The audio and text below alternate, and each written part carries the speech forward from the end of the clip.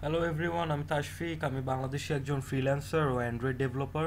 তো লাস্ট ক্লাসে আমি দেখাইছিলাম কিভাবে জাভার জন্য যা যা সফটওয়্যার আছে সেগুলো ইনস্টল করতে হয়। আর আজকে আমরা দেখব কিভাবে প্রোগ্রামিং করতে হয়। আচ্ছা, তো সেটার জন্য ফার্স্টে কি করব? ফার্স্টে ফাইলে যাব, ফাইলে যাওয়ার পর নিউ যাওয়ার পর জাভা প্রজেক্টে যাওয়ার পর একটা প্রজেক্টের নাম দিব। প্রজেক্টের নাম দিই, মনে করি কি দেওয়া যায়। আচ্ছা, মাই ফার্স্ট জাভা। ক্লাসও দিয়ে দিই, ক্লাস। এরপর নেক্সটের পর ফিনিশে যাওয়ার পর সোর্সে যাব। সোর্সের রাইট বাটন ক্লিক করব, তারপর নিউ, তারপর ক্লাসের নাম দিব হচ্ছে মেইন, মানে আমাদের এটা মেইন ক্লাস। আচ্ছা, তো আমি অনেক ফাস্ট বলতেছি, কারো যদি প্রবলেম হয় আচ্ছা স্লো করে দেখতে পারো, ভিডিওটা আছে সবার কাছেই, সবাই স্লো করে দেখতে পারবা, কোনো প্রবলেম নেই, যতবার ইচ্ছা ততবার। আচ্ছা, এখন এখানে অনেক কিছু লেখা আছে, অনেক আজাইরা জিনিস, এখানে আবার মেইন লেখা, এখানে আবার স্ট্যাটিক, সব আজাইরা জিনিস। তারপরে এখানে আবার টু ডু লেখা। তো এত কিছু আমরা দেখবো না, আমরা জাস্ট কি করব, এই দুই ব্র্যাকেটের মাঝখানে ঢুকবো, এখানে টু ডু আছে, টু ডুটা কেটে দিব। কেটে দেওয়ার পর এখানে আমরা যা লিখবো সেটাই আমাদের প্রোগ্রাম রান হবে। তো মনে করি আমরা ফার্স্ট আজকে একটা অ্যাপ্লিকেশন বানাবো যেটা আমাদের নাম প্রিন্ট করবে, মানে হচ্ছে মনে করে এটা একটা মোবাইলের অ্যাপটা ওপেন করলেই লেখা উঠবে ওয়েলকাম। তো এটার জন্য কি লিখতে হবে? এটার জন্য একটা প্রোগ্রাম লিখতে হবে। প্রোগ্রামটা কিভাবে লিখবো? লিখবো হচ্ছে এভাবে, system dot out dot print line, তারপর ভিতর লিখবো ওয়েলকাম। ওকে, জোস। ওয়েলকাম বানান ভুল, আচ্ছা হোক, সমস্যা নেই। এরপরে যে উপরে রান আছে, রান, এটাই টিপ দিব, এই যে লেখা উঠবে এখন ওয়েলকাম, জোস। আচ্ছা, তো কি কাহিনী হইলো? কাহিনী কিছুই না, আমরা একটা প্রজেক্ট খুললাম, একটা ক্লাস খুললাম, দুইটা ব্র্যাকেটের ভিতরে এখানে যেটা লিখবো সেটাই প্রিন্ট হবে। তো আমরা কি লিখলাম, system dot out dot print welcome. তো এই দুই ইনভার্টেড কমার ভিতর যা লিখবো সেটা এখানে প্রিন্ট হবে। তো এখানে যদি আমার নাম লিখি তাশফিক, জোস, আমার নাম প্রিন্ট হয়েছে। তো এভাবে আমরা যা ইচ্ছা তা করতে পারি। তো এভাবে আমরা প্রিন্ট আউট করতে পারি আর কি, যা ইচ্ছা তা না। আচ্ছা, এখন আমরা করতে পারি কি আরেকটা জিনিস, সেটা হচ্ছে ছোটোবেলা আমরা ম্যাথ করছিলাম না, মনে করি একটি সংখ্যা এক্স, এক্স ইকুয়াল টু 19, তারপরে ফুল স্টপ দিছি, ফুল স্টপের জায়গায় আমরা জাভায় দিব সেমিকোলন। আচ্ছা, এখন এক্স কি, এখানে একটা এরর দেখাচ্ছে, এক্স এর নিচে একটা লাল দাগ, মানে হচ্ছে এখানে ভুল। কম্পিউটার আমাকে জিজ্ঞেস করছে এক্স যে লিখছো এটা কি, এটা তো কিছু বুঝতেছি না, এটা কি লিখছো। তো এক্সে আমরা কি রাখছি, পূর্ণ সংখ্যা। পূর্ণ সংখ্যা ইংলিশ কি, ইন্টেজার। তো ইন্টেজারের শর্ট ফর্ম এখানে লিখে দেবে ইন্ট। আর এরর দেখাচ্ছে না, মানে আমি কম্পিউটারকে বললাম যে এক্স আসলে একটা ইন্টেজার আর এটার ভ্যালু হচ্ছে 19। তো এক্স এর জায়গায় আমরা যা ইচ্ছা তা লিখতে পারি নাম, যেমন এক্স এর জায়গায় মাই এইজ লেখা যায়, ইচ্ছা মতো ভেরিয়েবল, মানে ইচ্ছা মতো নাম দেওয়া যায়।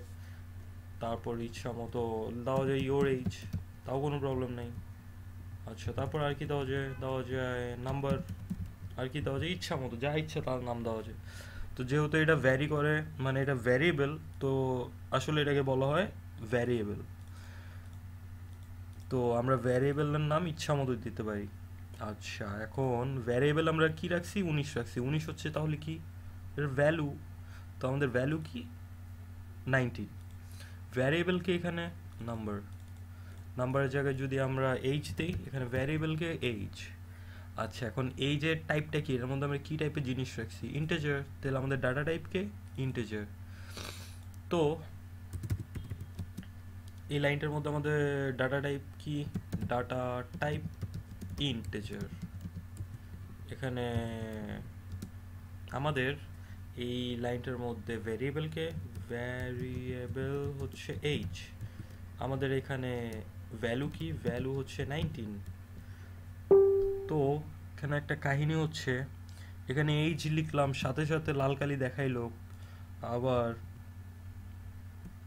এইচ লিখলাম, সাথে সাথে লাল কালি দেখালো যে ইন্টেজার লিখি না, কিন্তু এখানে আজের এগুলো লিখলাম, কোনো লাল কালি নাই কেন? কারণ হচ্ছে যে এখানে ব্যাকস্ল্যাশ দিছি। ব্যাকস্ল্যাশ দিলে কি হয়, কম্পিউটার এটা বুঝতে পারে না এখানে কি লেখা, কম্পিউটার আর এগুলো পড়তে পারবে না। তো এভাবে আর কি আমরা অনেক সময় দেখা যায় কি যে একই প্রোগ্রাম বা অনেক বড় সফটওয়্যার অনেক ডেভেলপার মিলে কাজ করতেছি, তো সেই সব ক্ষেত্রে দেখা যায় কি ব্যাকস্ল্যাশ ইউজ করা হয়, যাতে আর কি ব্যাকস্ল্যাশ ইউজ করে অনেক কমেন্ট লেখা হয়, যাতে আর কি কম্পিউটার বুঝতে পারবে না এখানে কি লিখছি, কিন্তু অন্য অন্য যারা মানুষ আছে কাজ করার সময় বুঝবে, আচ্ছা ইন্ট এটা একটা ইন্টেজার, এটা একটা ডাটা টাইপ, এই যেটা আসলে একটা ভ্যারিয়েবল। আচ্ছা এখন এখানে 19 রাখলাম, আমার এইজ 19। এখন অনেকে বলল যে আমার এইজ তো 19 না, আমার এইজ হচ্ছে 19.2, কারণ আমার 2 মাস আগে বার্থডে গেছে। তো তাদের ক্ষেত্রে কি হবে 19.2, কিন্তু এখানে একটা এরর, কারণ হচ্ছে আমি এখানে বলছি ইন্টেজার পূর্ণ সংখ্যা, এটা তো পূর্ণ সংখ্যা না, এটা একটা ভাঙ্গা সংখ্যা মানে দশমিক সংখ্যা। তো এখানে আমার একটা ভুল হয়েছে, ইন্টেজারটা পাল্টাইতে হবে, কিন্তু ইন্টেজার পাল্টাই কি দিব? তো জাভায় যখন আর কি দশমিক সংখ্যা হয় তখন এটাকে বলে ডাবল। এই যে কোনো আমার প্রবলেম নেই। আচ্ছা এখন কেউ যদি বলে যে আমি নাম্বার জাতীয় কোনো জিনিসই রাখবো না, আমি এখানে রাখবো হচ্ছে আমার নাম, তো তখন কি করতে হবে? তখন নেম ইকুয়াল টু তাশফিক।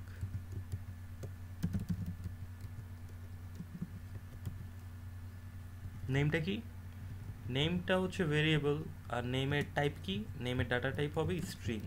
তো আরেকটা ডাটা টাইপ পাইলাম, সেটা হচ্ছে স্ট্রিং, যেটার মধ্যে ইচ্ছা মতো ওয়ার্ড রাখা যায়, ইচ্ছা মতো ওয়ার্ড আমরা রাখতে পারবো। আচ্ছা এখন আরেকটা ডাটা টাইপ হচ্ছে, সেটা হচ্ছে ক্যারেক্টার।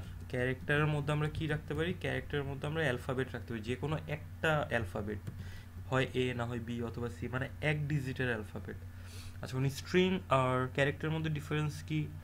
ডিফারেন্স হচ্ছে স্ট্রিংয়ে অনেক বড় ওয়ার্ড রাখতে পারি, স্পেস দিয়ে অনেক বড় বড় লাইন লিখতে পারি, ক্যারেক্টারে একটা মাত্র অ্যালফাবেট হয়। স্ট্রিংয়ে double quotation, double inverted comma হয়, ক্যারেক্টারে একটা ইনভার্টেড কমা হয়। তো এভাবে আমরা বিভিন্ন ভেরিয়েবল ডিক্লেয়ার করতে পারি। তো এই টিউটোরিয়ালে এতটুকুই, নেক্সট ক্লাসে আমরা আরও অনেক কাজ দেখব। সবাইকে ধন্যবাদ টিউটোরিয়ালটি দেখার জন্য, আর নেক্সট টিউটোরিয়ালটা কেউ মিস করো না, কারণ ওইটা অনেক জোস জোস জিনিস দেখাবো। আচ্ছা সবাইকে থ্যাংক ইউ, গুড বাই।